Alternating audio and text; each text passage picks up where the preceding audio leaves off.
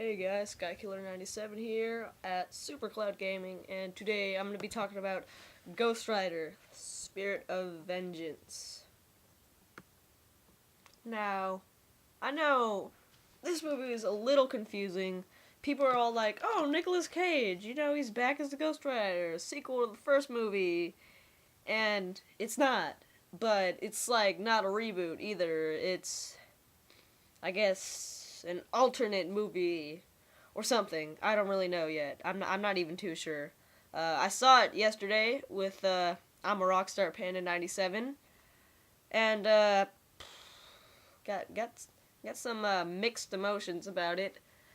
First of all, this has literally nothing to do with the first movie at all. The only thing that this movie has to do with the first movie is Nicolas Cage, which I think is pretty weird because, why use the same actor if it's a completely different movie? I don't understand that. But, anyways, excuse me. I do want to say, though, I'm not too sure if this has anything to do with the comics. I never read Ghost Rider. So, the beginning story is pretty much the same thing. Johnny Blaze, his father becomes sick. He makes a deal with the devil, becomes a Ghost Rider. The original story is still there.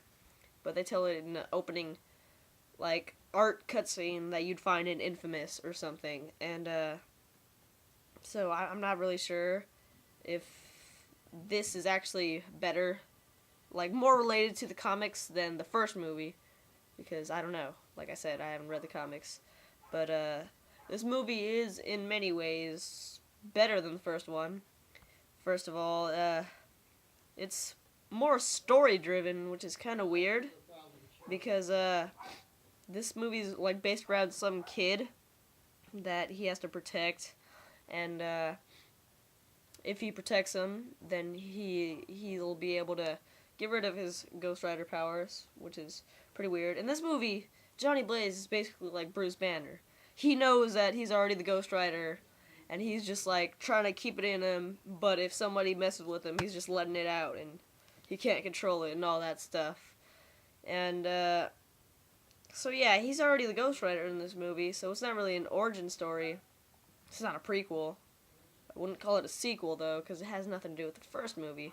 Matter of fact, I think it has different directors. I don't know if it's different directors, but I do know that the guy who made this movie is the same guy who made Crank. So this movie's really crazy, the camera angles the whole time, just like Crank. And yeah, it's pretty crazy. But it's PG-13 though, so yeah, that's still good. In other ways, how this movie is better than the first one, just the effects, this is 2012. That other movie was made in 2005. I don't really know. Here's a couple of images to show you the comparison. So let me know what you think.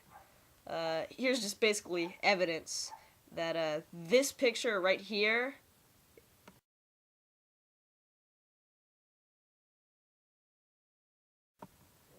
is obviously way better than this picture right here.